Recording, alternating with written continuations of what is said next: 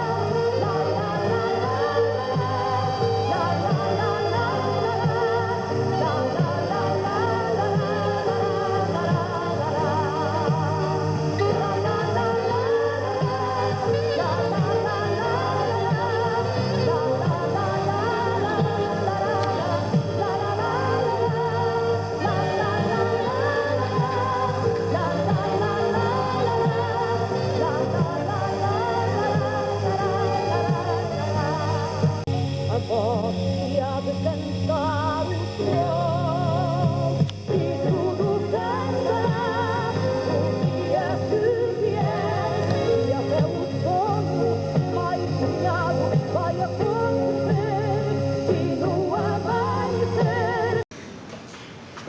Há exatamente 50 anos, Portugal dava um dos passos mais decisivos da sua história democrática.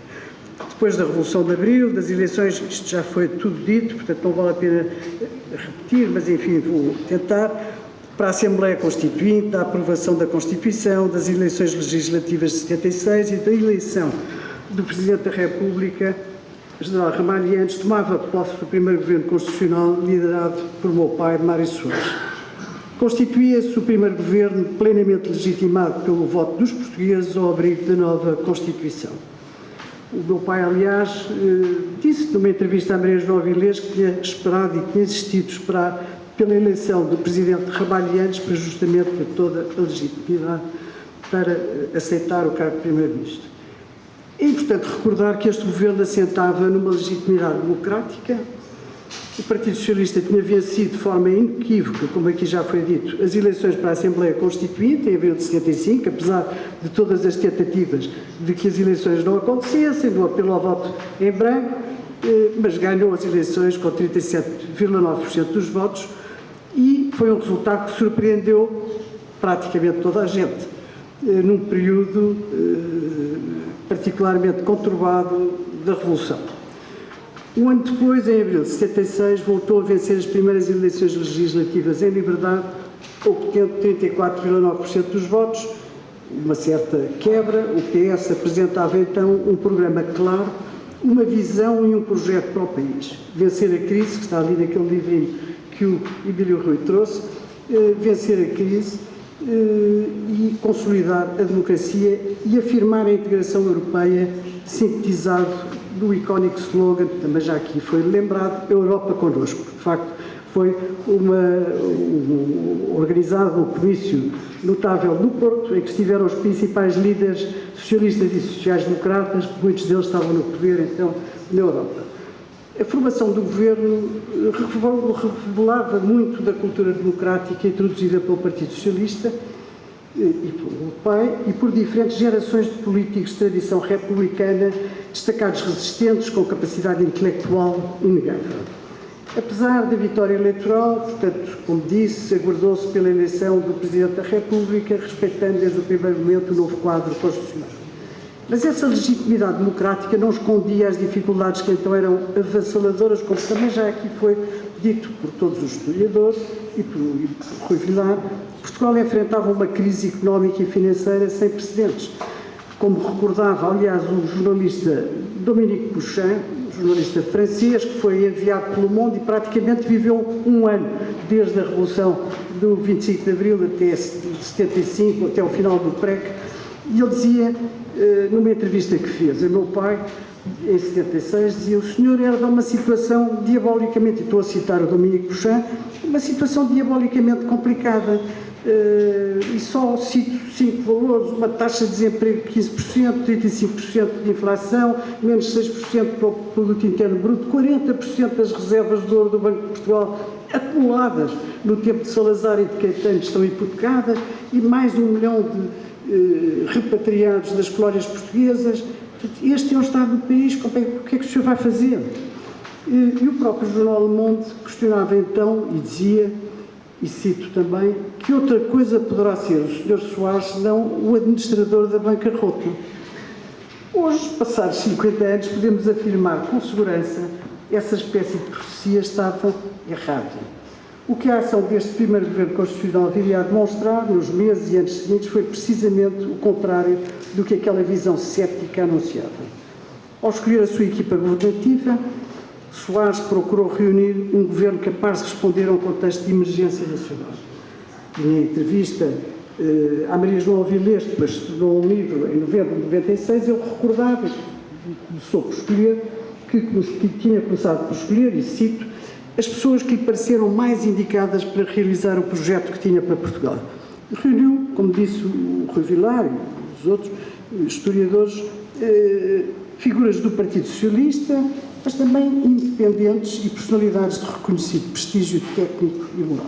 Portanto, já foram aqui lembrados, quer dizer, do lado do PS, o Souto Maior Cardia, o Jorge Campinhos, o Manela Alegre, o Marcelo Curto, o Lopes Cardoso, mas também independentes como o Rui Vilar, o Almeida Santos, o António Barreto, o Medeiros Ferreira, o António Sousa Gomes, o Medina Carreira, entre muitos, e alguns militares.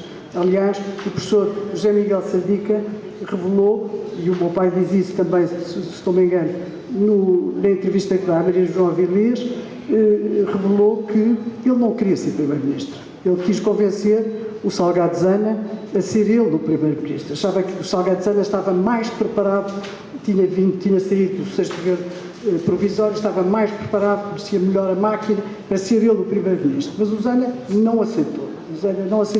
E o PS também, julgo que o secretariado do PS também na altura não aceitou, achou que tinha que ser ele, porque ele é que era o secretário-geral do PS.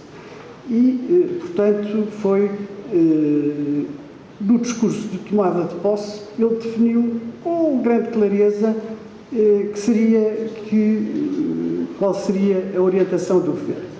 A grande opção era a Europa, foi sempre aquilo que ele teve presente na sua mente. A Europa, a adesão de Portugal à Comunidade Europeia.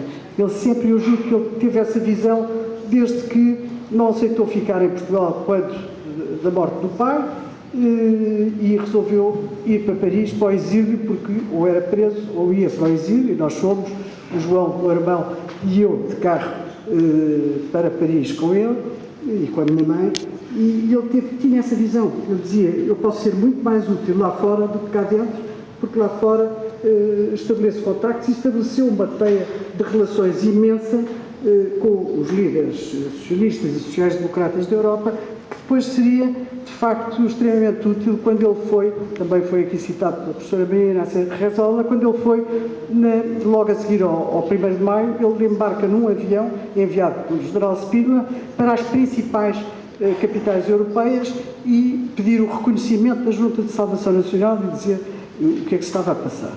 E foi recebido, o João está aqui e lembra-se também bem disso, foi recebido com uma grande amizade e com um grande entusiasmo por esses líderes sociais-democratas e socialistas e trabalhistas. Alguns deles, ele 3 dias, ou um dia antes do 25 de Abril, estava embora para ter uma reunião com o Willy Brandt, tinha jantado com o Ministro dos Negócios Estrangeiros e com o seu otimismo habitual, disse ao Ministro dos Negócios Estrangeiros: olha que a Revolução está para breve, vai ser muito breve. E o Ministro dos Negócios Estrangeiros disse: você está doido, não é nada, nós temos informações seguras, a ditadura está para durar, não pense nisso e tal. E às 6 da manhã foi o Ministro dos Negócios Estrangeiros que telefonou a dizer: olha, parece que você tem razão, há uma revolução na rua.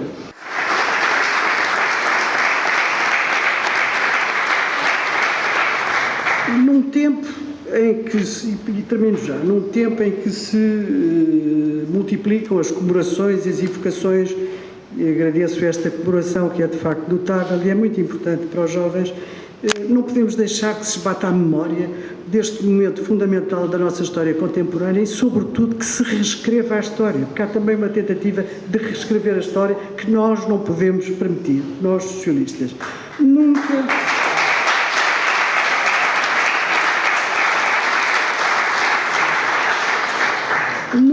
é demais lembrar que os grandes vencedores civis do 25 de novembro foi o PS, foram os socialistas, os seus líderes, Salgado Zeina, Mário Soares, Manuel Alegre, Sotomayor Cardia, Jaime Gama, todos eles tiveram na rua, foram eles que lideraram na rua a oposição à deriva totalitária. Isso foi a nossa vitória, não foi a direita, a nossa.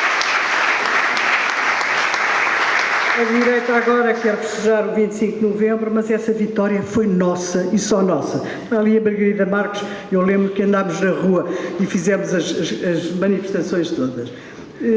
Assinalar os 50 anos do primeiro governo constitucional é, afinal, celebrar a liberdade e a democracia. É lembrar a importância dos partidos políticos. É reconhecer a liderança inspiradora dos socialistas, de Mário Soares, nesse processo, mas também homenagear todos aqueles que, com coragem, aceitaram a difícil missão de integrar naquele governo histórico e de lançar as bases do Portugal democrático que hoje conhecemos. Muito obrigado.